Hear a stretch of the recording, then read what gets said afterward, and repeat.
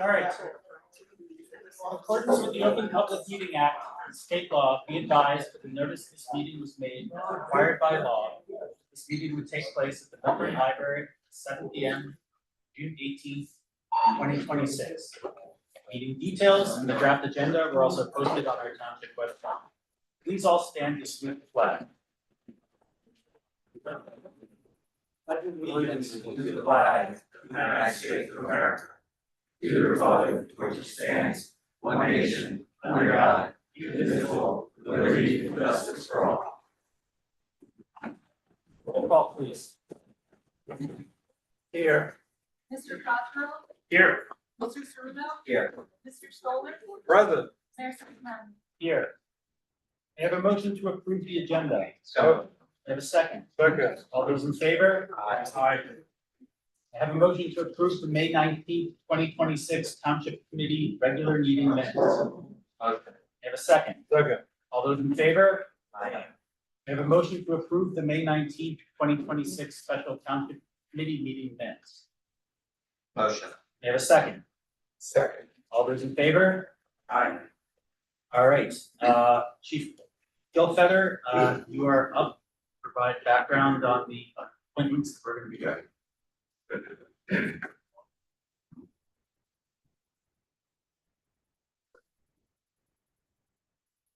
Thank you, Mayor. I'd just like to thank the mayor and township committee for allowing us to make these two appointments tonight.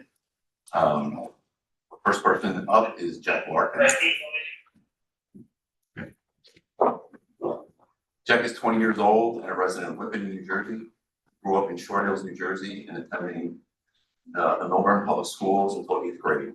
Then attended Oratory Prep High School in Summit, graduated in 2024. He's currently attending Morris County College. He's pursuing a degree in criminal justice. Was an intern in the Milburn Police Department for 3 months in 2024, and currently is a volunteer for the First Aid Squad in Milburn and in Fulham Park. For the past year, he worked as an EMT for Barnabas Health, providing pre-hospital care medical patients. Jack will be attending the Morris County Police Academy this July. And our next candidate is Dennis Padilla.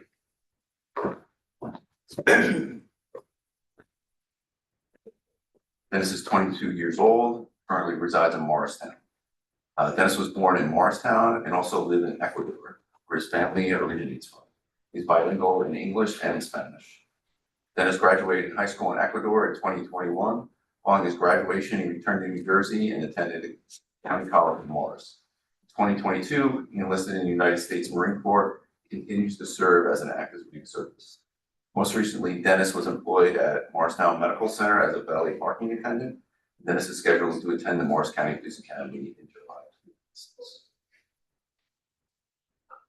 So I have a motion to approve resolution 2658, which confirms the appointments. Motion. I have a second. Second. Roll call vote, please. Mr. Cohen? Yes. Mr. Cosgrove? Yes. Mr. Cerudo? Yes. Mr. Stoller? Yes. Mayor Sexton? Yes. All right, I'm now going to administer the oath of office.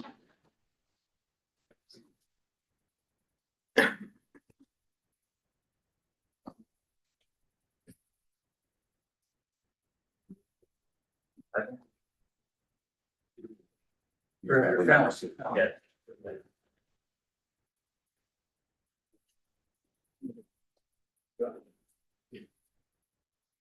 Oh, yeah. You back first. All right, repeat after me, please.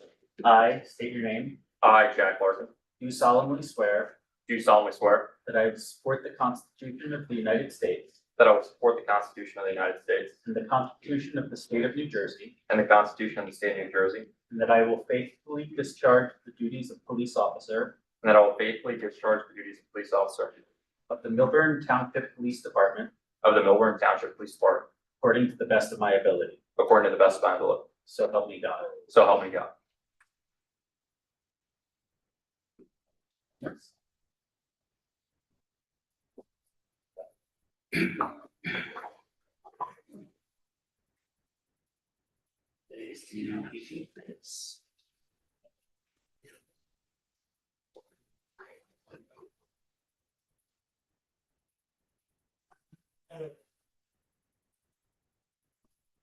All right. Next. Ready? I state your name, I, Dennis Padilla Verdugo, do solemnly swear do solemnly swear that I will support the Constitution of the United States that I will support the Constitution of the United States and the Constitution of the State of New Jersey, and the Constitution of the State of New Jersey, and that I will faithfully discharge the duties of police officer and I will faithfully discharge the duties of police officer of the Milburn Township Police Department of the Milburn Township Police Department according to the best of my ability, according to the best of my abilities, so help me God. so help me God. Congratulations. Thanks.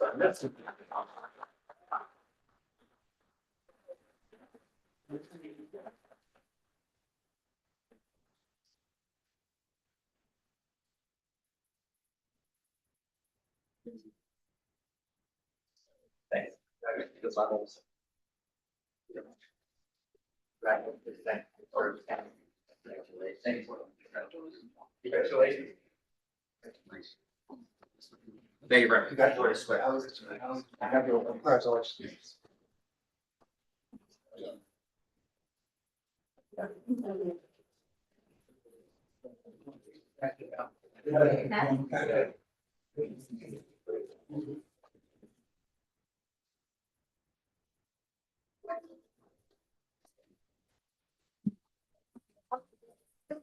Okay, and now we are going to do the police department awards, and that those will be presented by Chief Bill Fetter. Chief? Thank you. Tonight, we're going to present our 2025 awards. First up is Officer Galakian.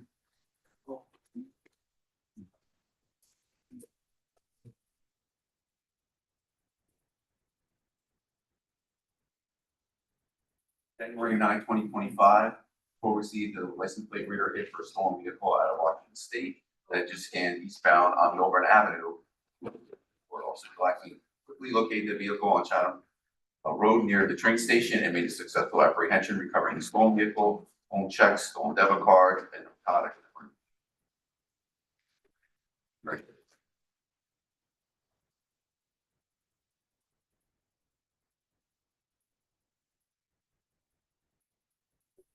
Which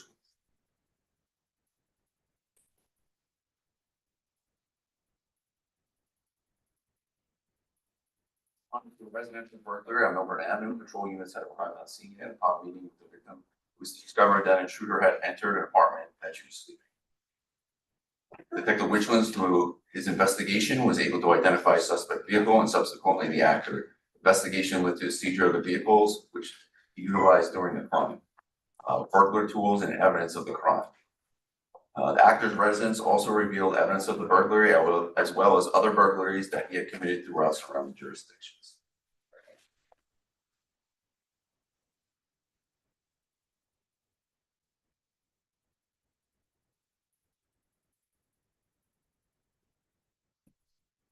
Next up is Officer Clark.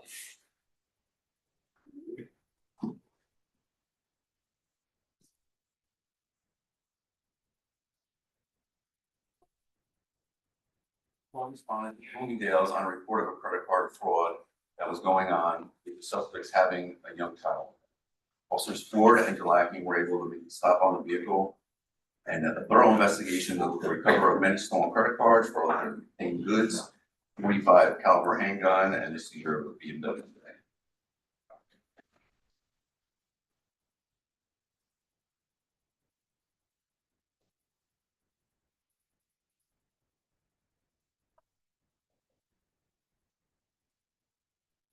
Up is Sergeant Royce and Captain Del Russo.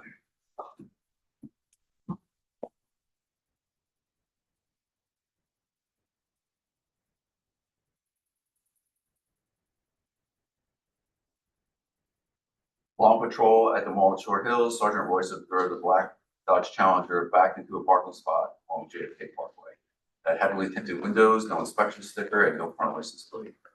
An investigation into the vehicle revealed a New Jersey dealer plate beyond the rear of the vehicle, and the vehicle was reported stolen out of Elizabeth. Once the occupants returned to the vehicle, a takedown of the vehicle was conducted by Sergeant Royce, Captain Del Russo, Officer Lanning, and Officer Racines. The driver who alleged to own it was arrested. He was found to have warrants and charged for possession of the stolen.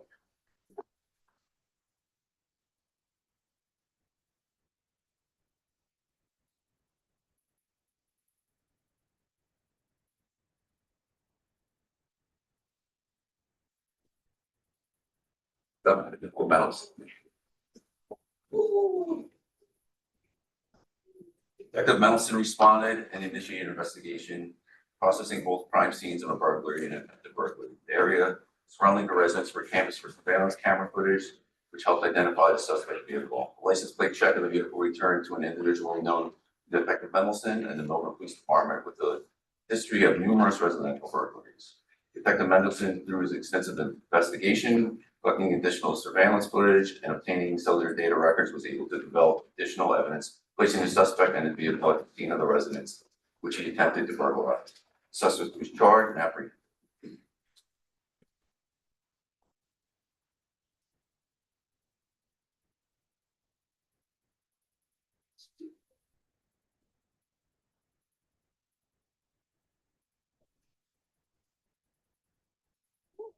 Detective Witchlands and Sergeant Royce.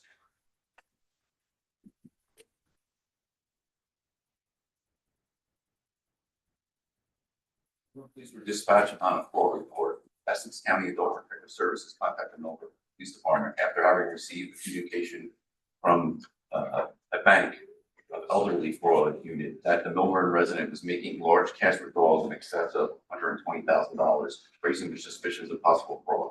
We learned that the elderly resident had been scammed out of cash by individuals posing as federal agents. Perpetrators convinced the resident that in order to safeguard her money, she needed to make withdrawals, which they would then set up pickups.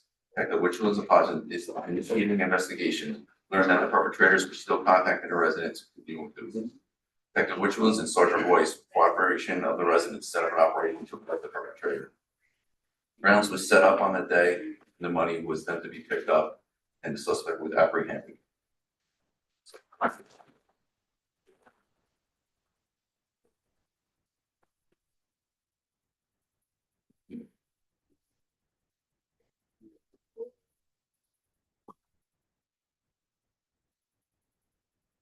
Lutzke, Detective Mendelson, Sergeant Manuak, and Officer Jenna.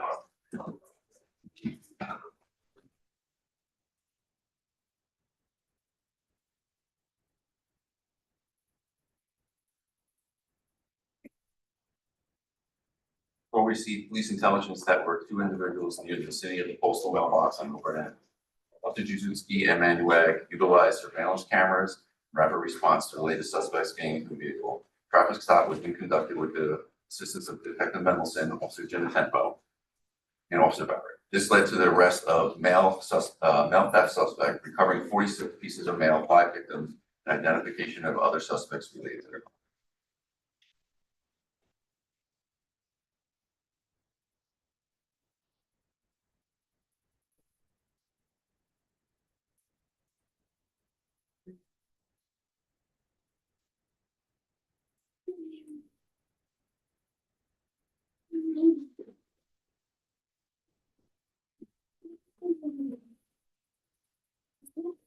Officer Sweeney and Officer Tucker.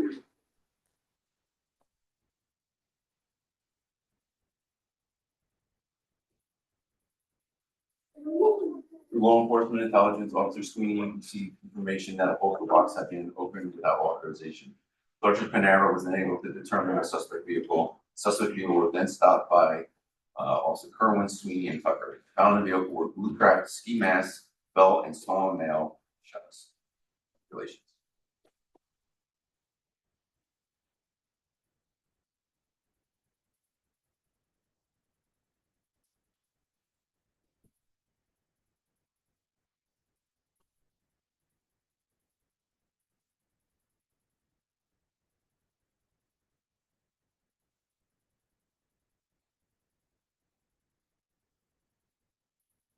Officer Griffin.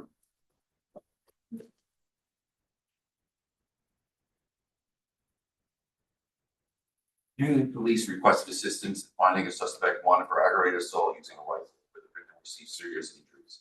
Also, Racinos and Griffin responded with our drone to the area where the suspect was last seen. After extensive search the drone in the pouring rain, our officers were able to locate the suspect hiding in the backyard. Coordination with the Union Police, the suspect was apprehended.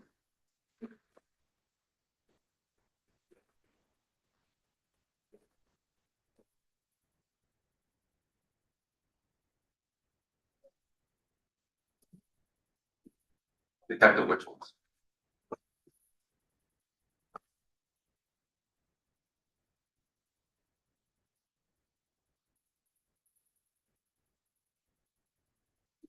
Millburn Police Department Detective Bureau was requested in response to a residential burglary. Detectives canvassed the fence for surveillance, located video identifying the suspect vehicle. The vehicle was located and stopped following day in Bergen County. Detective Richmond responded to the vehicle stop and upon conducting further investigation, identified one of the occupants involved in the burglary. As he was seen fleeing in the suspect vehicle from the scene.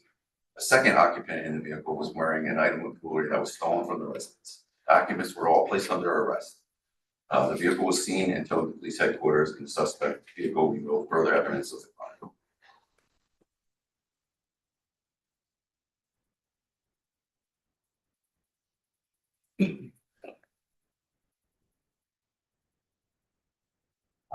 Sergeant Manuag, Officer Tucker, Officer Sweeney.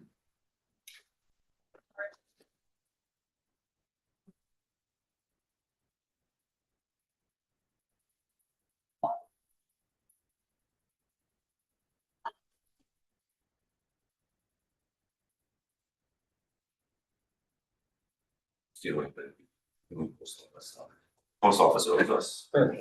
While on burglary patrol assignment, Sergeant Manuag observed a black BMW parked on the road near the USPS mail drop box on Hartshorn Drive. Short time later, he observed a male wearing a black puffy coat, black pants run across the road and towards his vehicle. The male attempted to get in the car drove away.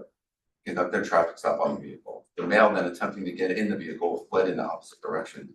Short time later, Officer Tucker then located the male that was attempting to get in the vehicle. At the time, Sergeant Panero and Officer Sweeney canvassed the area where the vehicle first was observed, which was near the post office mail drop box, and located 21 envelopes of Christmas cards laying on the ground.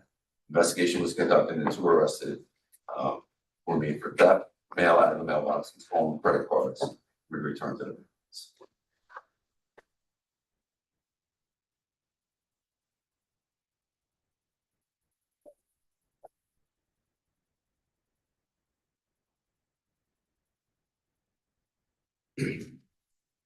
I just want to mention some of the other officers that weren't able to make it tonight because of conflict in the meeting. We have Officer Ford, Officer Matos, Detective Salemi, Officer Lanny, Officer Racinos, Officer Barrett, Officer Kerwin, and Sergeant Penner. Thank you.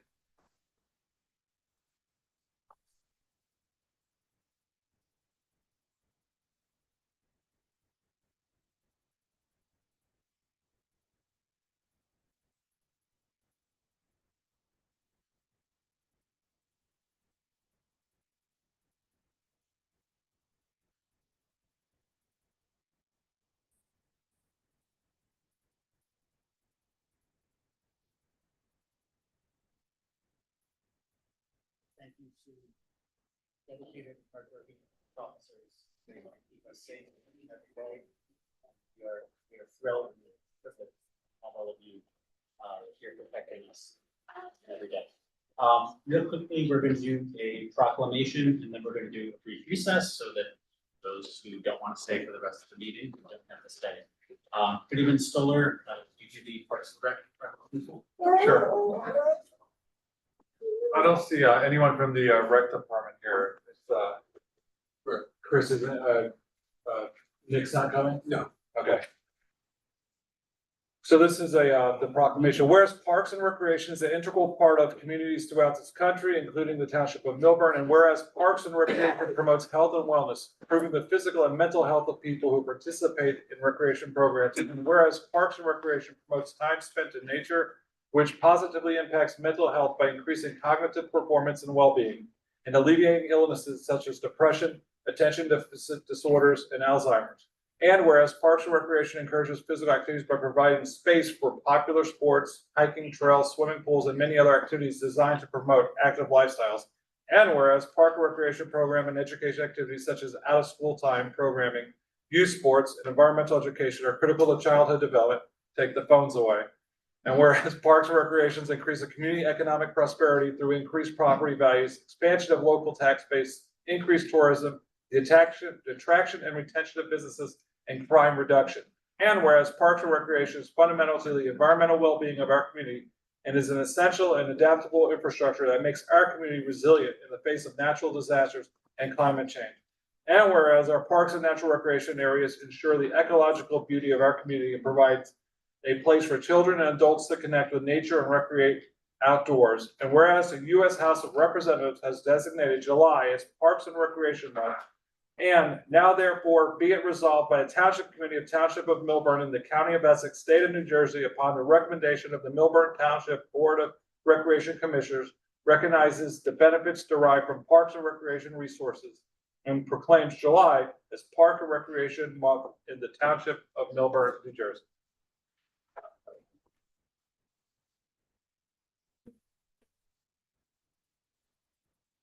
Can I take a 5-minute recess?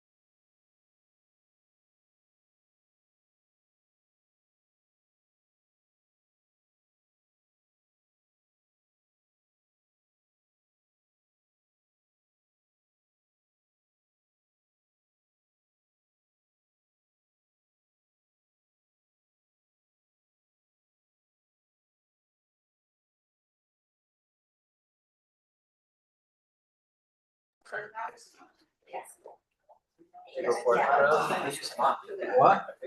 Coming up. Alright. Resume with our meeting, we're gonna start with the reports. Anything Stoller? Sure, I'll go. Thank you.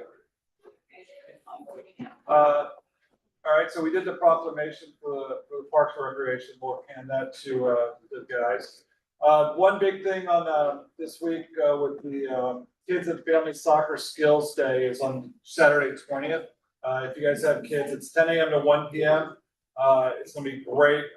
There's gonna be a lot of activities with the Milburn Soccer Club, the Goalkeepers Academy, JAG Physical Therapy, Game Changer Fitness, Art of Living, Excellent Protective Services, Milburn Autism Alliance, and Milburn Library, and much more.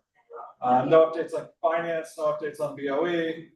Joint facilities, the high school field improvement project is out to bid with the bid receipt date of, I think it's July 8th, is that right, Alex? So July 8th, you can see the bid notice online. Open Space Tax Advisory Committee, no updates right now. Affordable housing, I'll defer to council, and then big shout out to my New York Knicks, our New York Knicks world champions. Appreciate that. That's it for me. Thanks. Meeting in tone? Yeah, excuse me, the planning board met right after our last meeting. The two historic designations for the church and for the bridges were deemed not inconsistent, so they with the master plan so they can move forward. There was a proposal from the Canoe Country Club to make improvements to their pool area, which was approved. And we had a presentation from the Environmental Commission on the Environmental Resources Inventory, which is an interactive map that shows for the town where all of the streams are and where all the environmental assets are. The Hartshorn Arboretum met, they run on kind of a September to June calendar, so they've elected 5 new trustees for next year. They are Allison Canfield, Jahavi Gupta, Jeff Ha, Megan Lee, and Madhusan Kandapuram. So they will, the next meeting there will be in September. They will be joining the board of directors. And then lastly, I had the pleasure of attending the unveiling of the mural in Taylor Park yesterday. It was beautiful, and I just want to express my thanks to Jack Lieberberg, Stafford Gupta, all the volunteers that made the tiles, and the artist Michael Cooper. It was a really beautiful ceremony, and I was glad that I was there. Deputy Mayor Cosgrove? Thank you, Mayor. I missed the last HPC meeting, but looking at their agenda, it looked like they had 4 matters, 5 matters on, 1 was denied, and the others were granted. Thank you. Deputy Mayor I would say congratulations to our new police officers. You know, it's great to have some townies as well. Very well traveled police officer and another that grew up in town, which is really awesome. So congratulations to police and all the awards.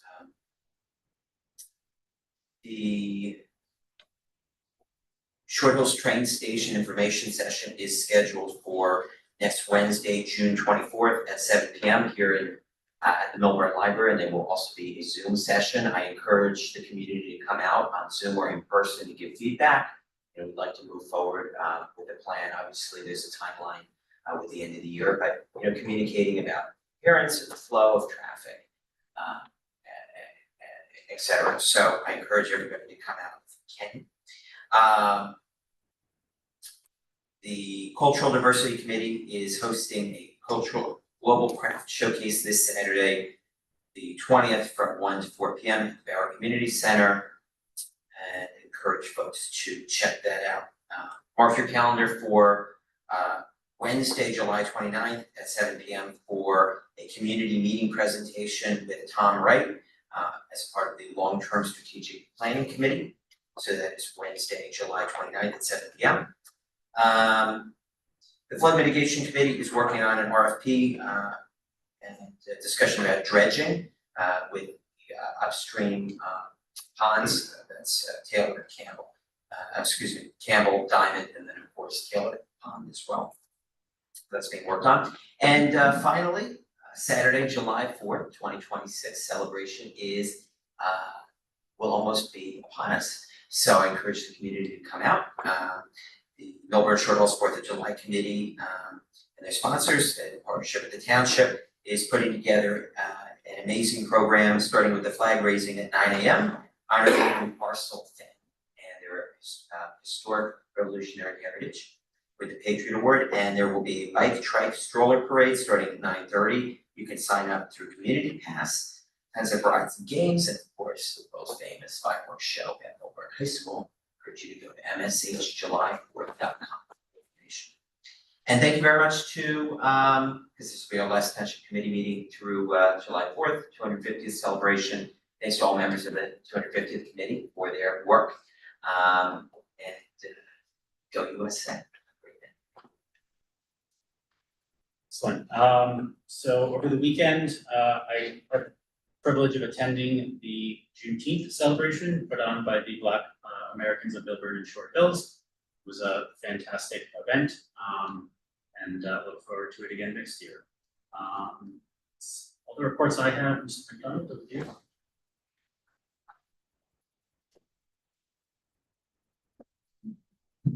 Thank you, Mayor. So, the one report that I've been waiting to give for a long time and happy to do it, the Town Hall renovation and addition is out to bid as of today. We are looking to receive bids on July 23rd, and just excited to get that project moving. In addition, the Taylor Park entrance improvement project is on the Township Committee's consent agenda for consideration tonight. Just want to provide some additional background to that process. We attempted to bid this out last year and received bids at close to $850,000. We reworked the bid specs, value engineered some of the items in it. However, the scope did not change at all. It stays the same from the curb to the circular path is the scope of work to improve that entrance. The bids came in at the low bid came in at $321,000, and so we're looking forward, given if the Township Committee approves, to move forward with that project. But again, just want to be clear that the scope hasn't changed. We just value engineered a couple of things. In particular, the lighted handrail was an expensive item, so instead we're putting in an additional light. And not having a lit handrail. The seal in the middle of the granite block was removed. Just some of the more kind of expensive items, but it was able to bring the price down. So just wanted to let the public know that. In addition, Town Hall will be closed tomorrow in observance of Juneteenth. However, garbage and recycling will be picked up, just for everybody to know. We had a PSAB meeting last week. Pedestrian Safety Advisory Board meeting.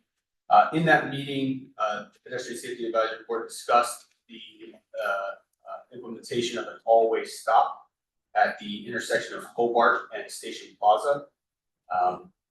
They have made a recommendation, and will be making a formal recommendation to the Township Committee to move forward codifying that all-way stop, which was reviewed by engineering, by an engineer, and met the tenants and the warrants for an all-way stop. In addition, there was some discussion at the Pedestrian Safety Advisory Board meeting about doing a report, getting some assistance from Avenues in Motion or a separate consultant to look at safe routes to both transit and schools and identify areas in the township that could be improved with sidewalks, where it does make sense and where it would provide value to pedestrians. Lastly, just to ask that for all of those that may or may not have been involved in the latest election, if you would please remove your signs. And that's it. Thank you. Attorney Cantor? No report tonight, Mayor, which is any. And Frank, I have one more thing. Sure. So I'd be remiss if I didn't mention, I was the MC at the Project Opportunity walkathon this weekend on Saturday.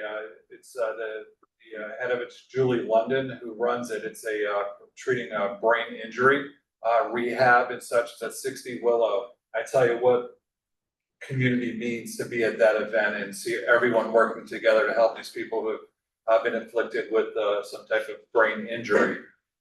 Being the parent of someone who experienced a neurological event, my son, when he was 11, he's 21 now. It was just very heartwarming to see everybody come together, community come together, Tiffany Levine, the board, et cetera, and now they are part of RWB Barnabas. So they will be under that as well. So just a big shout out to everybody at Project Opportunity. Thank you, Committee Stoller. All right, public comment. When invited to speak, offer your comments, please come to the lectern, clearly state your name and whether you are a Milburn resident and or property or business owner. Please do not provide your full address, seeing as our meetings are recorded and are readily available to the public. To help facilitate an orderly meeting and to permit all to be heard, speakers shall limit their comments to 1 3-minute session. You'll be prompted when there is 30 seconds remaining.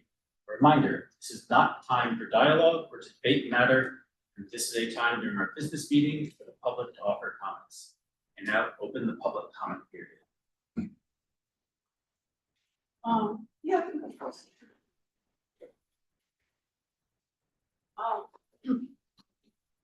Fran Denmark Feld.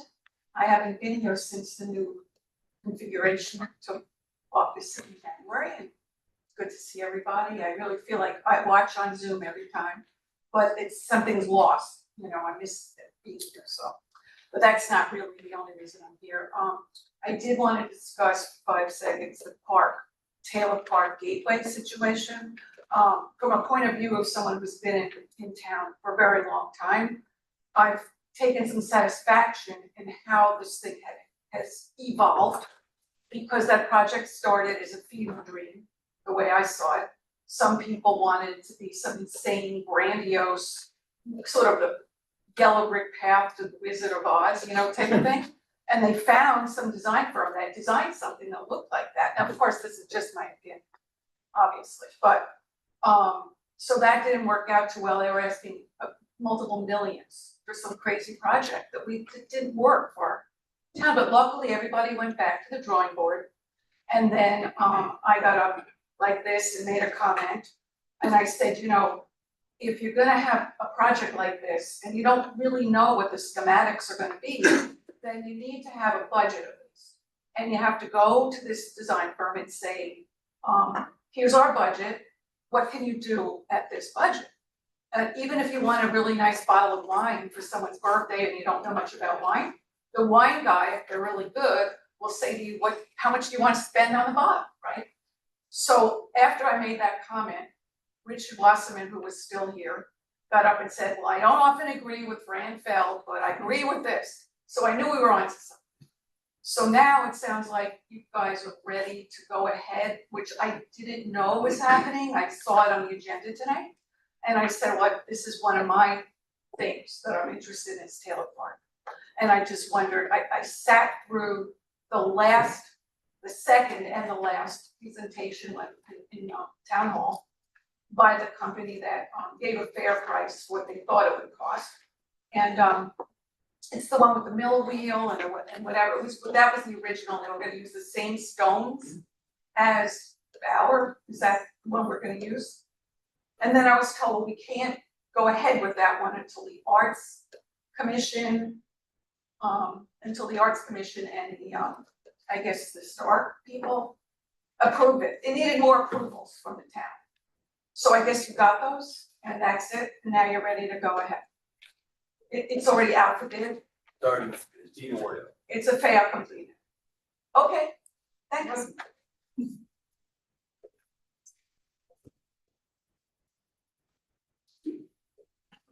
Good evening, my name is Jeffrey Phil, no relation, Grant. I just want. Because who would want to be related? Right. What? I'd like to start I know, with the make agenda. It's my custom. I've sent you various heads up questions. I also gave you a post June 1st chronology of case law and various things. I'm just concerned to see this is our third major tax appeal settlement that we've done this year. And I'm just trying to track down, I mean, this process started in 2020, and it's only when we had a Republican control that we're finally settling liabilities that go back to 2020. And the first payment is $1,750,000, but when I'm looking at the resolution, it doesn't say where that source of funding is. Typically, when you have a resolution where money's coming out, there's usually a certification from our CFO saying what the source is, whether it's a line item or bond loans, but it's not in here. The way I see it is there are three payments. One payment that's due at the end of this month of $1,750,000. Next year, $200,000. Then I guess in year three will be a unliquidated amount, which I assume will be based on what the taxes will be for this year that we reduce based on the deduction of assessment. I do appreciate that you attached the stipulation this time to document. At the last meeting, you approved a purchase of property. I received the appraisal after the meeting. It's for $1 million. When I was in law school, when they taught evidence, they talked about looking for patterns. You see 3 times. We had Milburn, Paper Mill Playhouse lot, there's a premium paid. 22 East Willow, there's a premium paid. There's a premium paid here of $700,000. That's what peers were. I don't know how you got to that number, but that's something that we have to be conscious of. If Mr. Cantor can tell us if the deadline to follow our merit rating round 3 has been extended. I think it was due in the middle of June. If it has, or prior, but if it has been filed, I'd like it to be posted so the public can see what our position is. You know, unfortunately, the appellate division, you have problems getting access to documents, but if you have filed a merit brief, I would appreciate it be shared with the public. I think that's really it for my first time up here, but see, we talked about tax bill, we talked about, oh yeah, the Keller Park. Who was involved in approving the bid? Did we have an engineer that looked at it, or was it just the administration, business administrator that approved the bid? Because going back years ago when we did the left parking removal, there was a big differential in it. And I was like, no, thank you.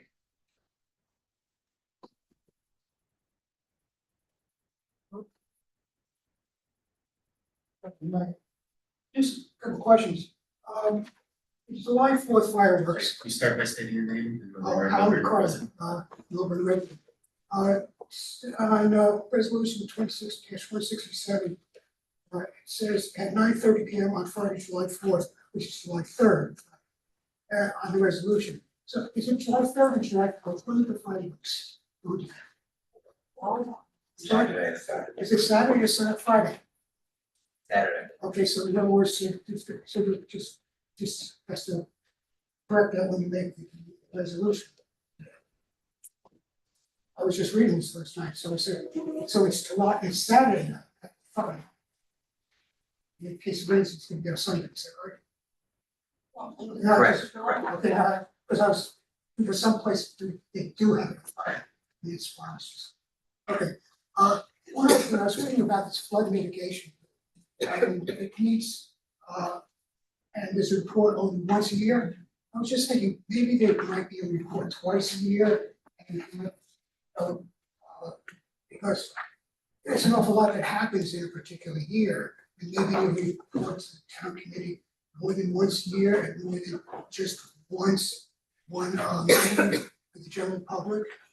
And how it's, because there's a lot of interest in flood mitigation and things do change during the course of the year. Just a thought, I was just reading through what the requirements are. Safe life.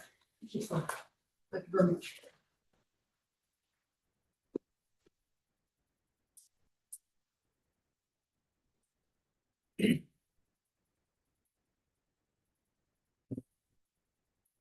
Hi, Kristen Bass, Milton Township. Would like to ask if somebody could maybe help me out on this. I'm new to Explore, and I'm very privileged to be on the board. But I have, evidence that was sent to me of a Democratic chair and another person on the Democratic committee actually soliciting people during an Explore event. I actually posted that myself on Over Township Politics. And I just want to understand, so we're all clear, it's under my impression that the bylaws in section 2.01 of Explore Milburn Short Hills explicitly state that that's not allowed. And I wanna understand, like, can we create an ordinance that's very clear that people cannot use public funds that are supposed to be used for community, the development of our retail presence for campaigning? So I really think that's really, really important, and that law should be carried out, because I don't appreciate my tax money being used to have an event and have it party crashed by the Democratic Party. Not to say that it couldn't happen on the other side, but it didn't this year. So I really appreciate that. I also, I generally don't make political comments, but I'm going to tonight because other people do it, and I'm gonna make an exception for myself. But I just, there was a lot of propaganda put out here, and so I'm gonna address this specifically to David and Michael. I was really concerned that there were complete fabrications, and you are part of that committee, that there were dangerous rules, okay? And one of the biggest things was, there basically were statements that the taxpayers were gonna pay this ungodly amount of money, and the world was gonna end, we're all gonna die. And we're gonna go from $30,000 to $35,000 houses. I'm gonna tell you right now, I gotta pay an extra $3,000 a year because of gas bill right now, all right, which nobody's enforcing, by the way. So to say that when you know that it's $7,500 for each township member, and it's a total of $15K for our town, we spend a lot of money on a lot of other things, and I'm not saying that I don't disagree with doing the stuff for a paper mill, but to sit and actually put out propaganda that that's gonna raise your taxes when it's 68 cents, and you know that, because I hope you actually took the time to read the Charter Commission study, because they did an amazing job. They didn't rush. They were elected by the people. It was actually a Democratic-centric party group of people, and they did an amazing job, okay? So how did that happen? And in terms of enlarging the bureaucracy, I have watched every township council member, okay? You guys all work incredibly hard, every single one of you. And I sit on 2 little committees, and I literally see sometimes you guys are tired, okay? Because you're like, I just flew in from this country and I'm on 8 committees, okay? You can't do a great job when you're tired all the time. So that doesn't make a bureaucracy. Thank you so much.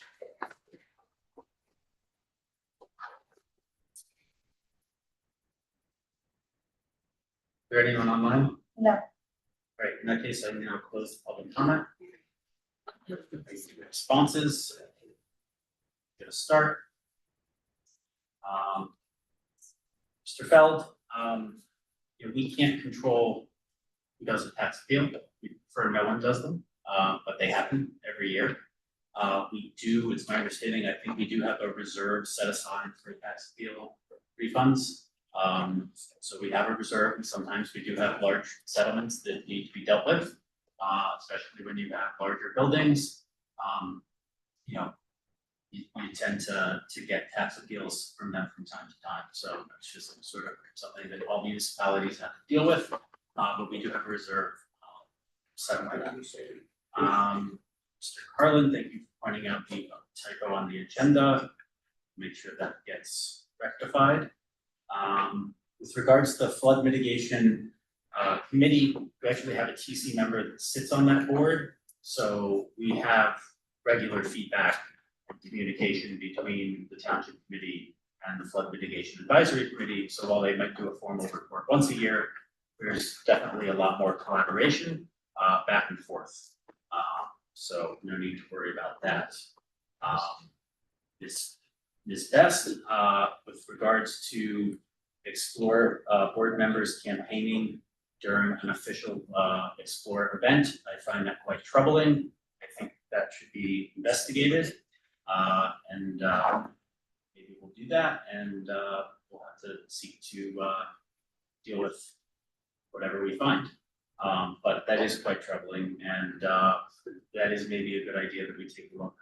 We will discuss internally whether we have an ordinance or something stronger, because I have noticed over the years that there have been certain individuals that seem to violate our rules and campaign during official events while they're operating in their official capacity. That's no good. With regards to the campaign, political campaigns, unfortunately, nowadays, people lie. we see that in a lot of campaigns. I would prefer people didn't, but it seems like in this most recent campaign, there's definitely some misinformation going around. I find that troubling as well, but unfortunately,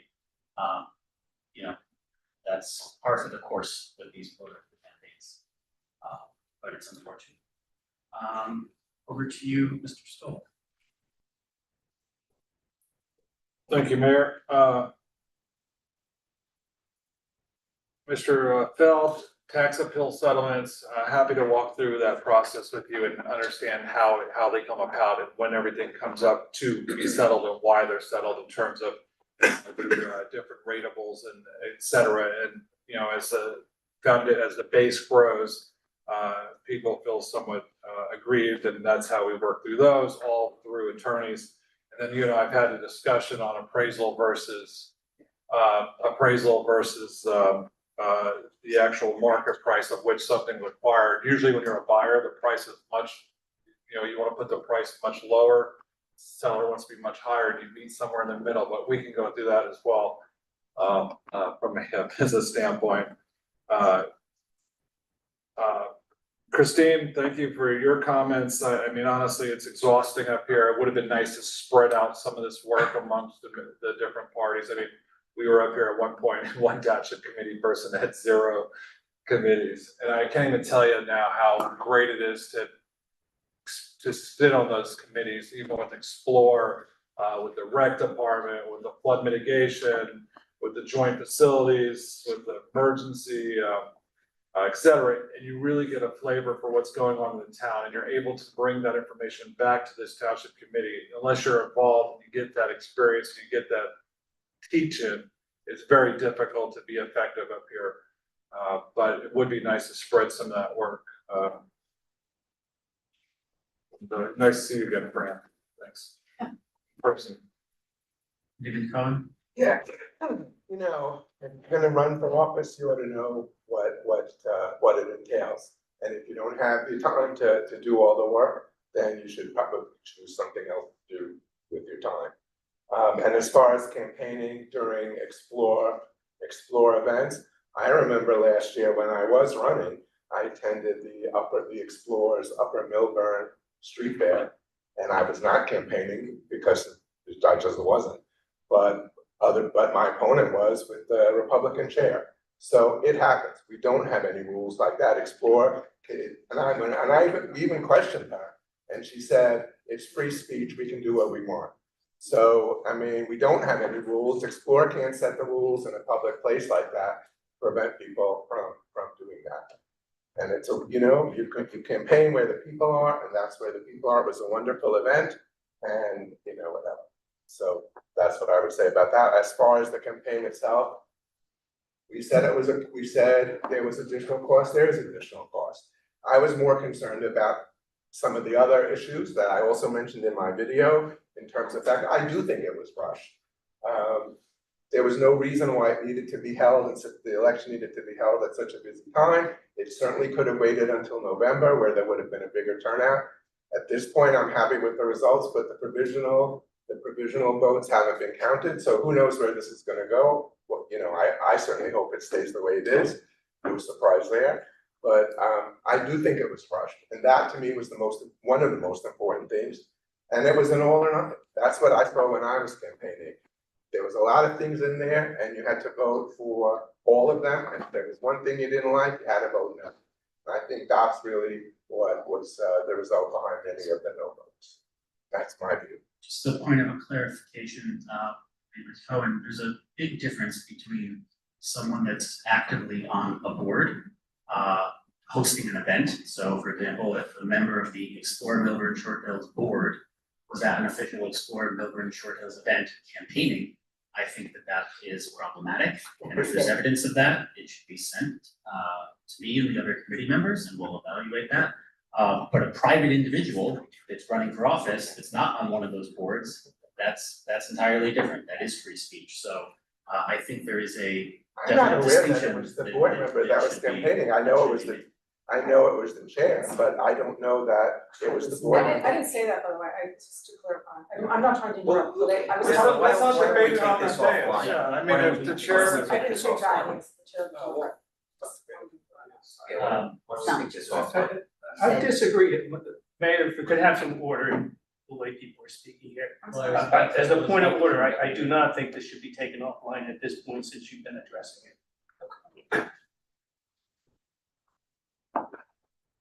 Are you saying we should continue to address it? If we continue to address it, the chair or it should not be soliciting votes at an event, but I don't know what I don't know if it's true or not, I have no idea. It's not true, Yeah. it's not true. And I think you would actually agree with that. Mayor, I'd like to respond to. Well, so first we're gonna have the deputy mayor share responses, and then we'll turn it over to you. Thank you very much. Deputy mayor. Thank you, Mayor. I'm disappointed that, Ms. Best decided to make a speech about politics here. I'm disappointed in my, fellow members who have addressed it as well.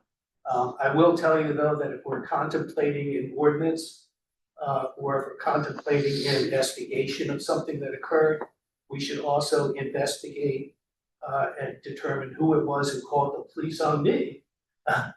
And had the police investigate me handing out flyers on the training house. So if we're gonna do that, we need to really do an investigation, really do what it is. Let's get to the bottom of all the things that people are unhappy about. Thank you. Committeeman Ceruto. Sure. So Taylor Park Gateway, excited to see the numbers come in a good place. There's a lot of really awesome things going on, in particular, sprucing up the sidewalks and the entrance to Taylor Park. Number two, and the entrance. Number two, on flood mitigation, I sit on the flood mitigation advisory committee and I give regular updates here. There's RFPs that are going out. And Jim McKenna is the chair. I direct anybody to contact him as well. But certainly we can look at an information session at some point.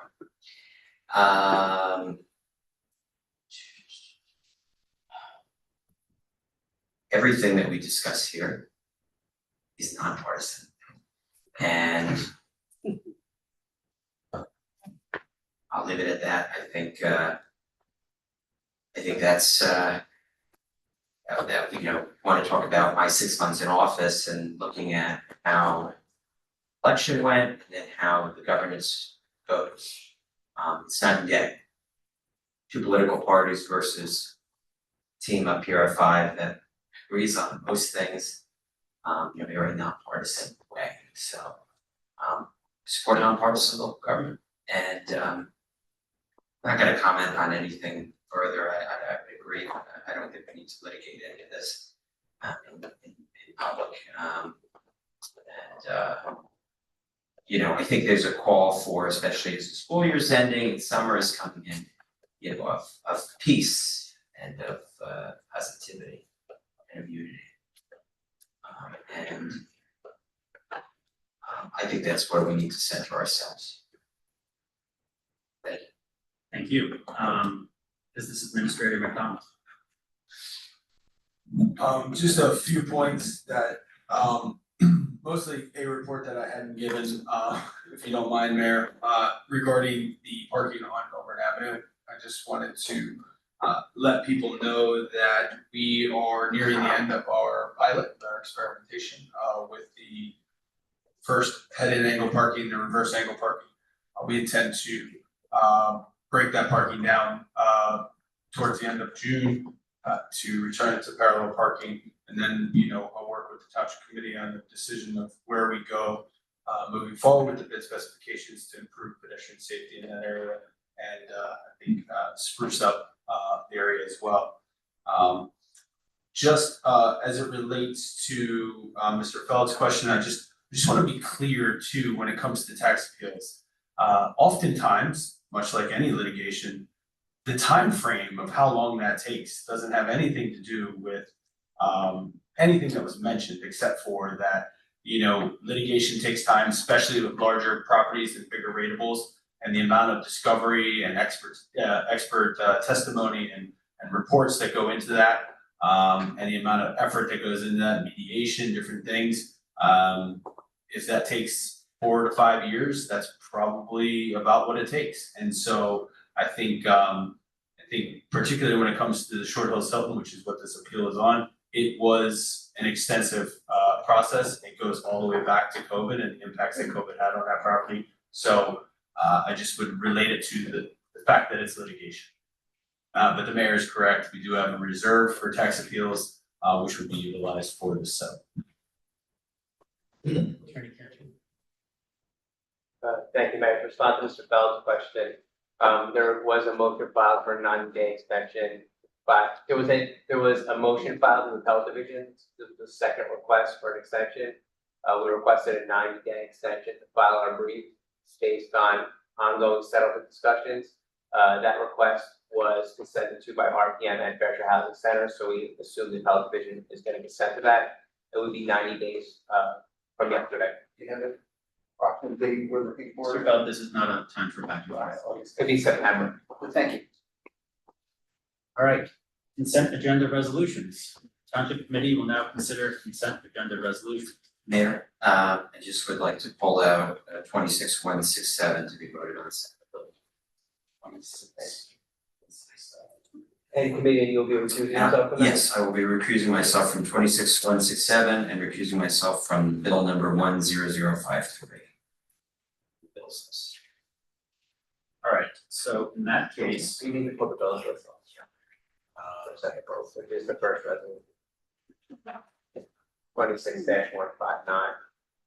We'll have to do a separate roll call for that and Yeah. And the clerk will note that that 1%, figure 1. So I got to so in that case, the consent agenda resolutions are going to consist of 26-160 to 26-166, and then also include 26-168, 26-169, 26-170, 26-171. May I have a motion to approve the resolutions on the consent agenda as I just stated, Motion. excluding those that we stated are excluded? Motion.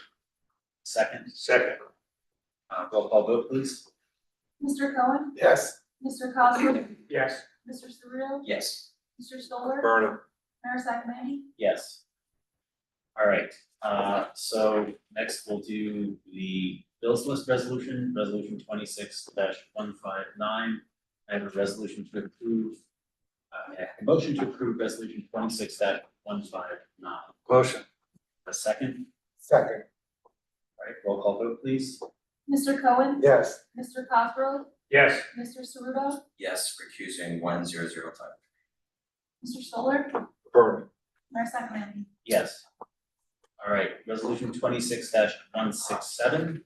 I have a motion to approve resolution 26-167. Motion.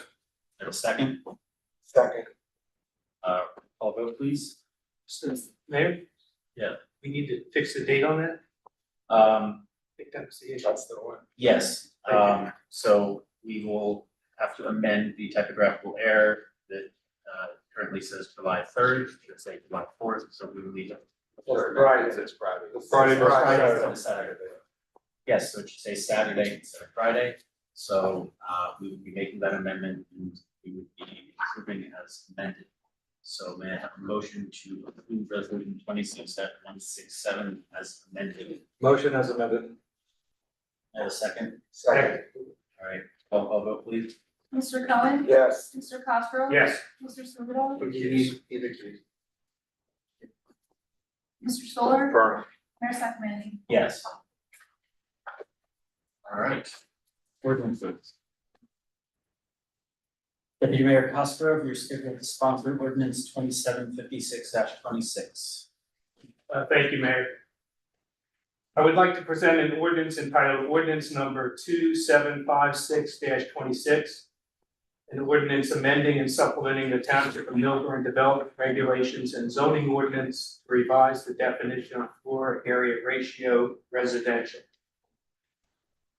Mr. Grant, would you mind, I could do it or you can. I'm happy to do it. Thank you very much.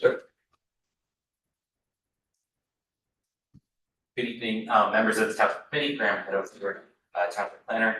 This is an ordinance that's a product of the zoning code examination subcommittee. This was brought to our attention by the zoning officer. The definition for the floor area ratio contains a dimensional standard. Towards the end of the definition, you'll see in the struck text, it says such computation shall not include basements or floor area of that part of any room where the ceiling is less than 7 feet in height. The dimensional standard from 7 feet is inconsistent with the UCC, the Uniform Construction Code, which defines a habitable room as being at least 50% at 7 feet in height, and then still a remaining area of the room. So the zoning officer was encountering some pushback as far as the definitional standard calculation of the floor area ratio requirement. The definition amendment here corrects those and clarifies the definition. Thank you, Mr. You're welcome. I move that this ordinance be taken up and passed on first reading, and that the township clerk be authorized to have the ordinance posted in accordance with law on the Milburn Township Public Notices page, and for hearing and final passage on Tuesday, August 11th, 2026, at the Milburn Education Center located at 434 Milburn Avenue, Milburn, New Jersey. Can I have a second, please? Second, Roll call vote, please.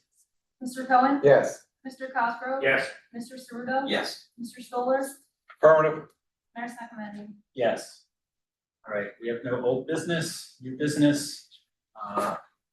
Item put on by Deputy Mayor Cosgrove, data center proposed regulations, Mayor Cosgrove.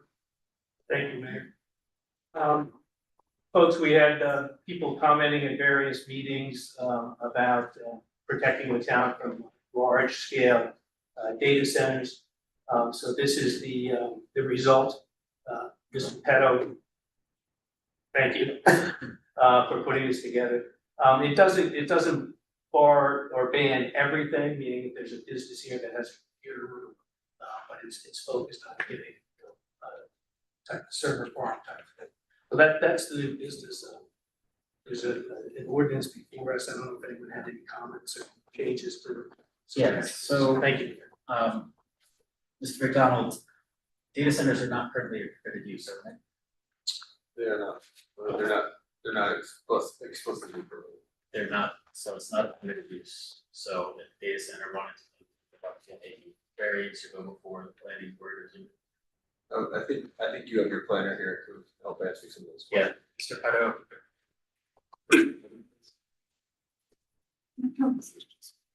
Purpose of the record, Graham Pedo, your planner. The data center use to respond to your question, Mayor. Data centers are not presently expressly permitted within the ordinance. Under municipal land use law, any use that is not expressly permitted is considered prohibited or not allowed, disallowed under the ordinance. The ordinance that has been put together, draft or for discussion purposes at this point, would add data centers as an expressly prohibited use within the ordinance, rather than just by admission, not a permitted use. And if the data center was seeking to open with the township, under the present formation of the ordinance, they would require a D1 use variance from the zoning board of adjustment to operate such a facility or request to open. But with this addition, they wouldn't be able to request a variance. It would be unlawful. Yes, thank you. Okay, well, it's currently not permitted, and one wanted to come in, there was maybe a legitimate reason, I don't know what that might be. They could seek a variance, and if the zoning board of adjustment. But I think it's statutory to have the zoning Right, board. so the zoning board would then weigh and consider it. Just seems to me, we're doing an ordinance for the sake of doing an ordinance. If it's something that's already not allowed, why do we need to expressly permit it? They could grant the variance, here they could not, is that correct?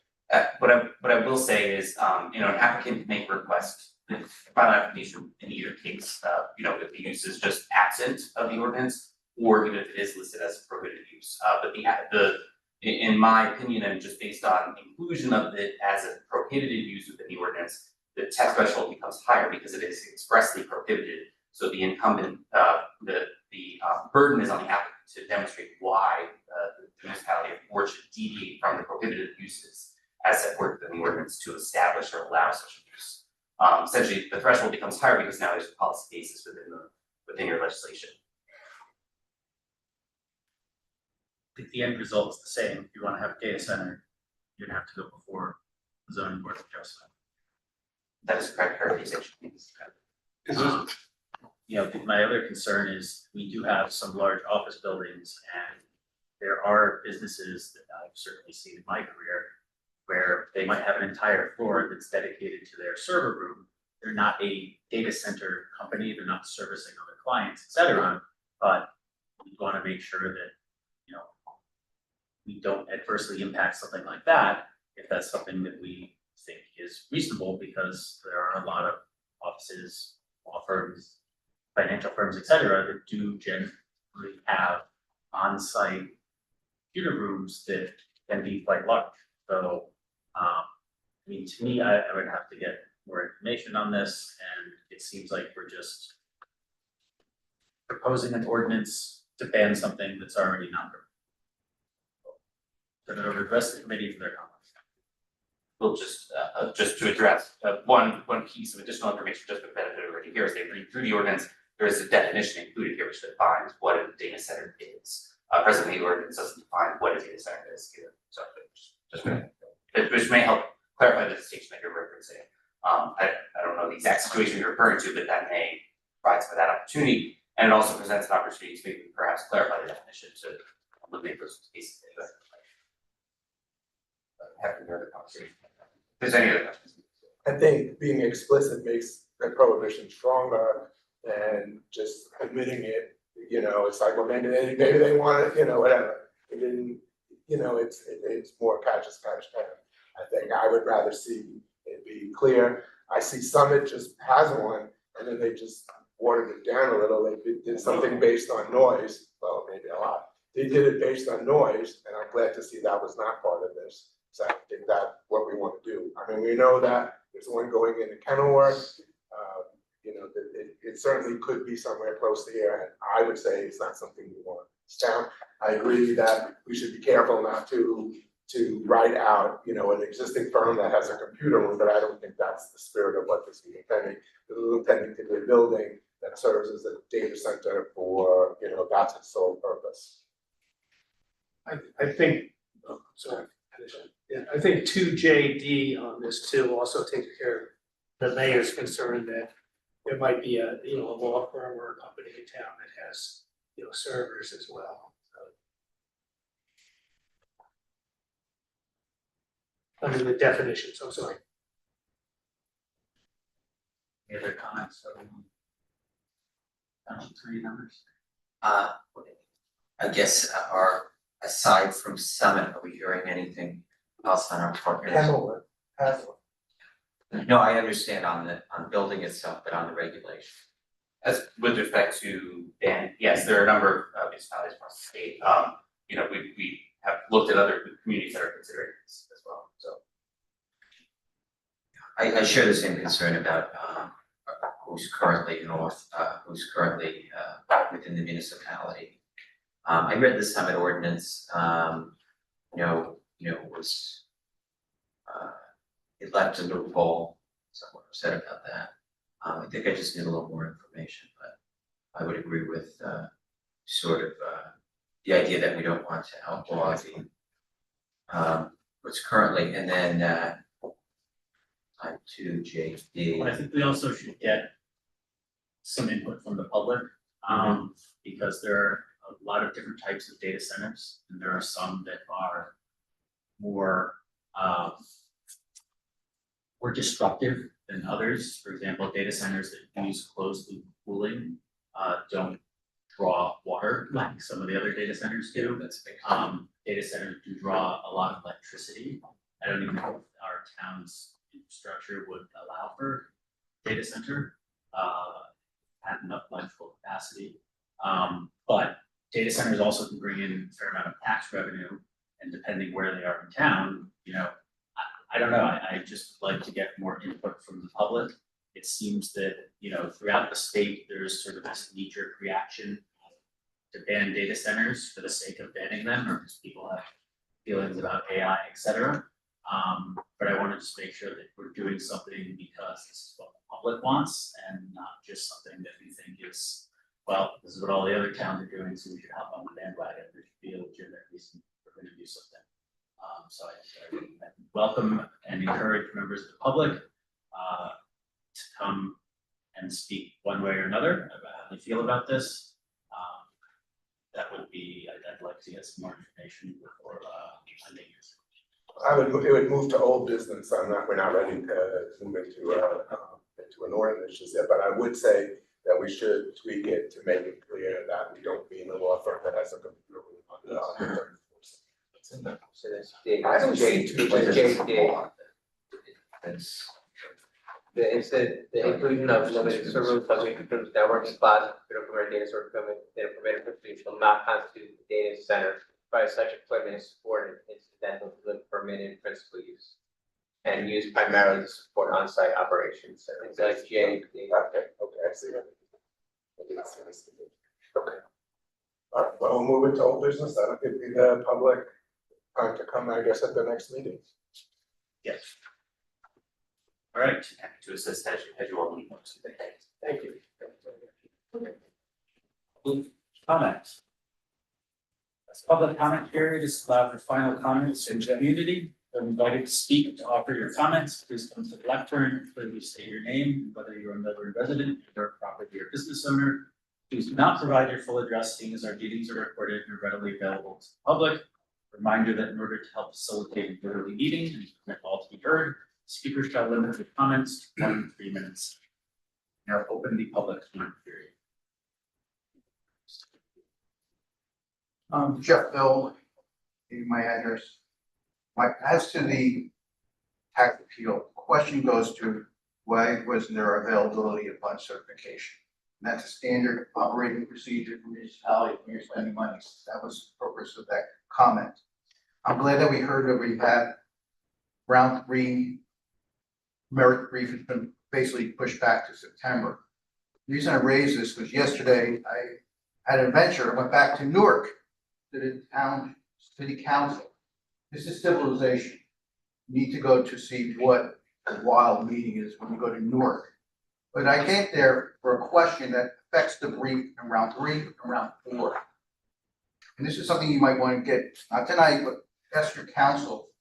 The validity of a non-tax exempt, non-urban renewal entity sponsor, the mixed use, affordable housing, New Jersey mortgage housing finance mortgage ordinance. The reason it has implications, it goes back to, we never approved our pilot supposedly to RPM by ordinance. There's questions as to the validity of HMFA mortgages, whether it was repealed. There's case law going both ways, went this. But more importantly, it impacts all the taxpayers. Because under the HMFA scheme, no monies go to Essex County. 5% of all pilots under long-term tax exemption law goes to the county. Why are we subsidized? This might be a great win for us for another reason. In round 4, when the arguments were saying what are exempt urban municipalities, the building we're talking about is on right across from Military Park. It was an office building owned by a person who owned the Lincoln Motel. He lost his tenant. He wants to make it 100% affordable housing. Why don't we get credit for that? It's in our region. So I think, might behoove us, Millburn, to write a letter to the county in Newark saying, 1, why is the money going to the county? And this is an issue that I raised in October 2019, but it's now coming surface because it'll be part of our briefing in round 3. But it's an issue that we should be looking at, maybe writing to the county saying, why aren't you making sure you get 5% of the monies? Or Newark, why don't we get credit? If we're not going to get the money, why don't we get credit as a subsidy for these units? I just wrote that out for you to think about. As someone said in our food for thought. We have anyone online? All right. I was waiting for you to go. I just want to clarify, and I apologize, Mr.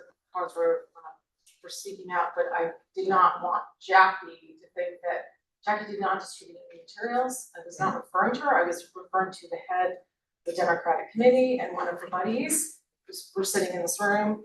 That's who I was referring to. So I'm gonna be very clear about that. I don't know how that got out there, but and Explore does have, like, we're supposed to be responsible and we're not supposed to have people going around and painting it. Whether G did that 3 years ago, I don't know. Okay, yeah, black, I don't know, but it thinks I have a photograph of it, so there's a difference between hearsay and photographs, so I just, and it's not, it's just, I don't wanna work on a road and have people crash the party, okay? That's all I'm trying to say, and I'd like to look at making it stop, so that's really all it was. And then I wanted to comment just on the data centers. I'm really thankful that you guys are actually bringing this up for conversation, because I've been posting about it on Facebook a lot, because I'm really passionate about it, and I really hope that the Environmental Commission picks that up, because it's a critical big win. And yes, you're right, closed loop systems are way more, like they use less water, but they still use 30% watt, they only reduce it by 70%. And what I'm very concerned about is we are like prime real estate, and we're also next to this prime giant reservoir neighborhood, okay? So plus, they already have solar plant panels, which I'm sure many people don't know, floating in water, leaching toxic heavy metals into the water, okay?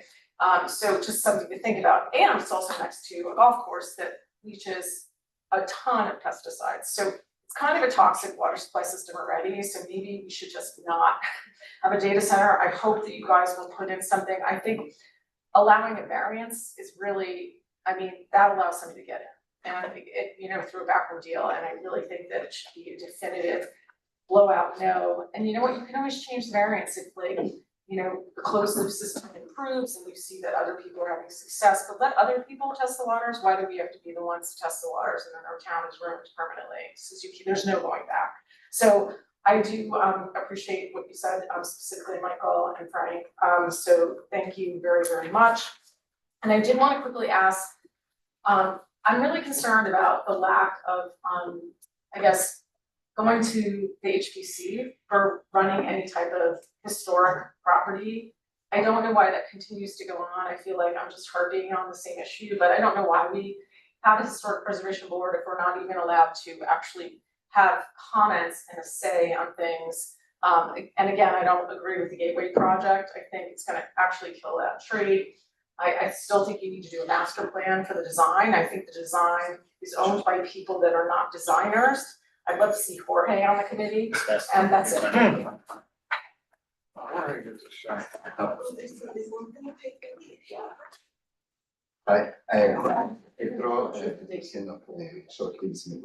So actually, you're talking about data centers, and we may say you understand.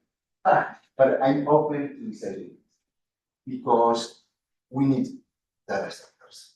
This is what in the future. We use data center for everything. And offices are using the space on computer space because we are using the cloud.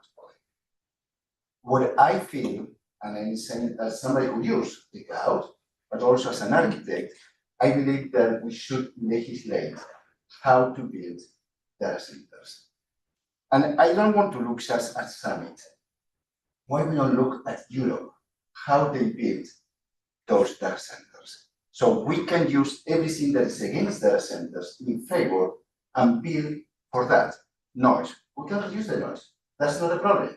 The heat, we can use the heat and use it for cooling. So today, there is technology. We can have a green roof on top of that, which will protect acoustical, but also rainwater. So there are things that we can work. I feel that what we need is a good legislation. We cannot avoid. 200 years ago, nobody wanted to have factories. And today, we are looking for factories to come back to our country. So we need, I feel, and I may be wrong, and I'm open to disagreement. I feel that we need those data centers because it's our future, but we need to legislate how to do it.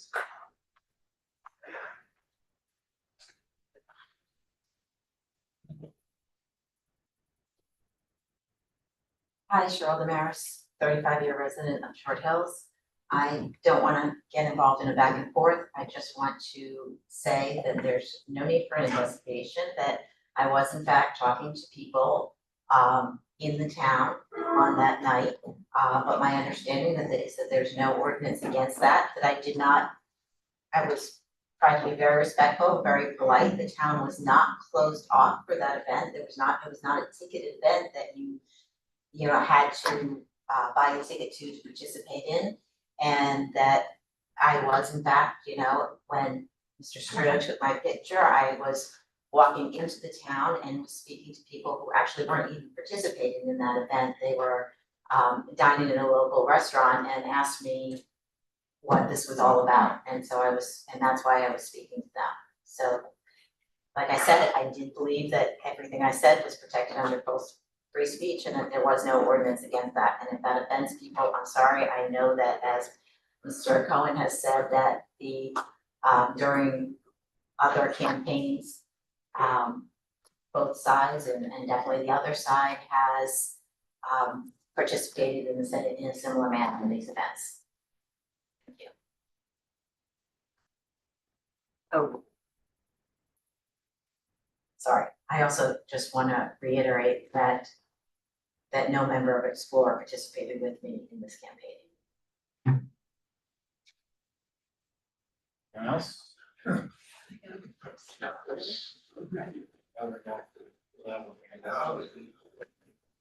Milburn gets some really good reviews from out of town, because I spent a lot of time out of town and New York City and so forth.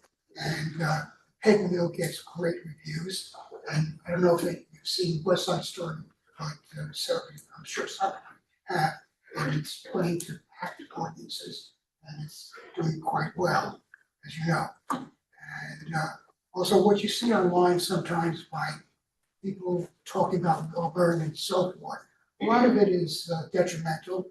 They don't understand what Milburn is. They talk about these people and those people. They don't understand.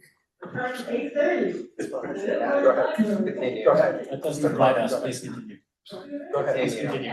Some of the reporters who never even went to town say things about Milburn, and they've never even been here. They read about things and they look and they say, this is what's happening, these people. And unless you come to the meetings and understand, you don't understand exactly what's happening in town. They talk about affordable housing, and they don't know what affordable housing really is, what the people really want. And this is unfortunate. The Gothamist, who the hell is this Gothamist son of a gun? Anyway, I asked for talk about affordable housing. Jacqueline A. Suarez, Commissioner, come on down, talk to us about affordable housing. We'd love to hear about it. People would love to hear about this. Also, now, Congressman, come on down, come to a lot and talk with us.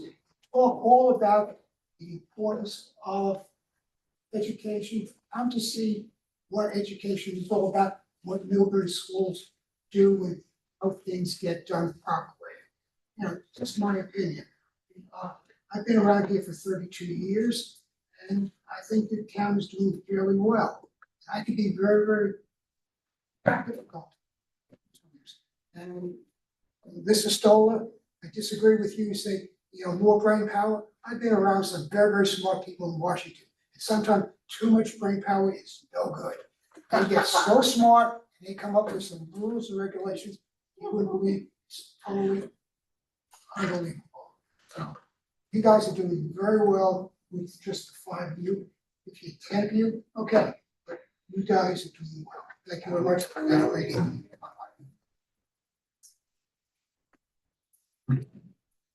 Good evening, Jerry Kung, Short Hills resident. I just wanted to thank Jorge for his comments. I think that, too often, I think the default in our town is to be reactive rather than proactive. I think that, we have enough talent in this community to be leaders and not followers. And I think, yes, we see a lot in the news about Kenilworth and Summit and their knee-jerk reactions to AI data centers, but I think, we shouldn't be followed them. I think we should set the stage to be setting an example for other municipalities. I think, too often and too long in this town, we've just been very, very reactive. I think back to the Stop and Shop where the Metropolitan is now, and people fought tooth and nail against that, and then they got something worse. So I think we just need to, be creative. I think we shouldn't just look at something and say no. I think we should look at something and say, what is the possibility there? Thanks.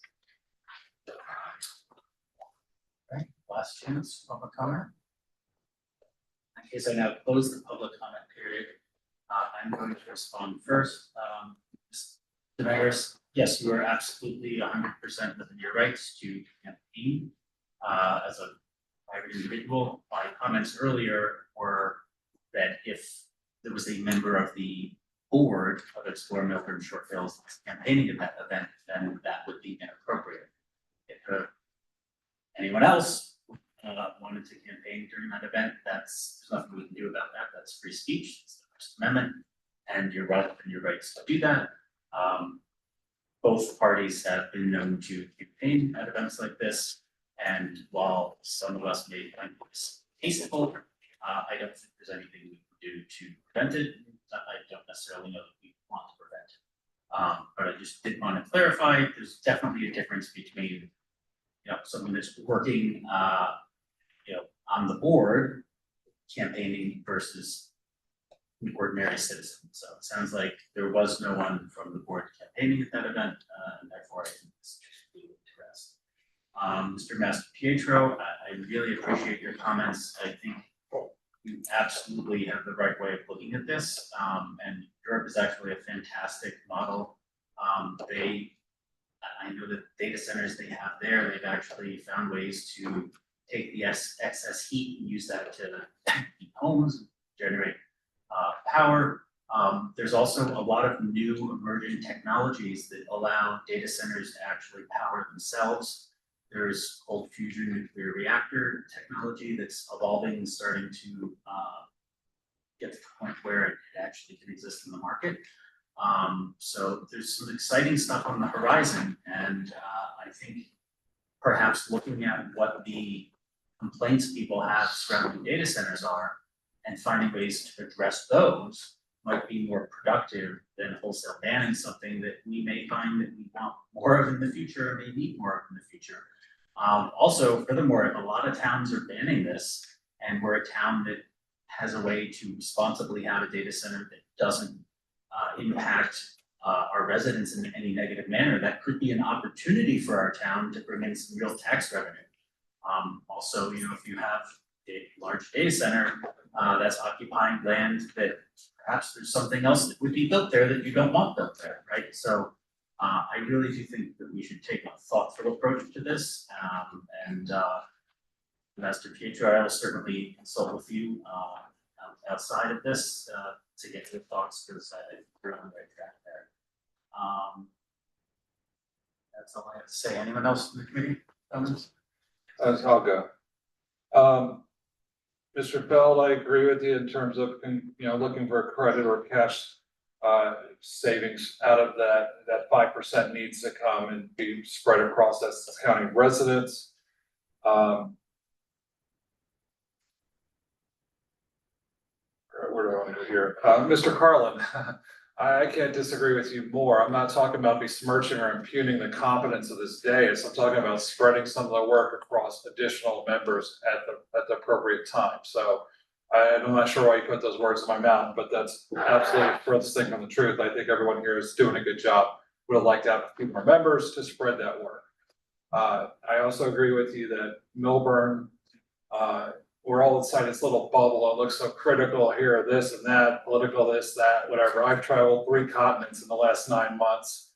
Wherever I go, I meet somebody from Milburn Short Hills, and it always has the same great response. Great school system, great economy, great mall, great commute to Manhattan, great homes, great green areas, etc. So I agree with you 100% on that. I do wonder why the Environmental Commission will spend all this time bitching and moaning about rec fields for our children, and they have not put anything forward on AI centers. Go figure. They could fight tooth and nail to stop our kids from having fields to play on. Yet I don't see anything from the DEP passing in a half hour the Woodmont project that's going to put 162 units right on our aquifer, talk about leaching, etc. But I don't want to get caught up in that. I don't know, we're gonna hear a lot about AI, et cetera, embracing change, pushing them out, you know, Mr. Jorge, thank you so much for those comments, they are well received. You know, I just wish we had some of those comments too, as we look at tax basis. You know, we put a moratorium, outlawed, cannabis dispensaries in our town. Those would have been good for taxes and things along those lines, and we made we passed a resolution to outlaw. So, you know, we just have to look at all sides, all the benefits, et cetera, for those type of things. I'm glad to hear that, you know, I've known Jackie now for quite some time. I think she would be out there hustling votes or anything like that during a board event, so appreciate that. Thank you, Cheryl, for clarifying that. Nothing to add.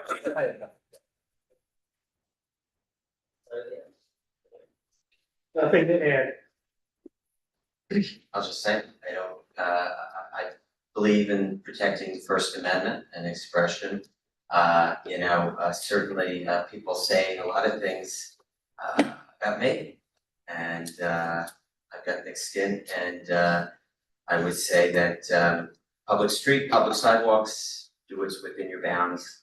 I'm not alleging or accusing anybody of anything, and I don't know where that came from tonight.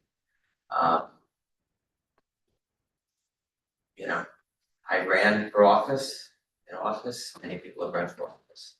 As long as you do it legally, do it legally. End of story. Alright, Mr. McDonald, any final comments? No, Mayor. Attorney Kent? I don't think further, Mayor, thank you. In that case, may I have a Motion. motion? May I have a second? Second. Those in favor? Aye.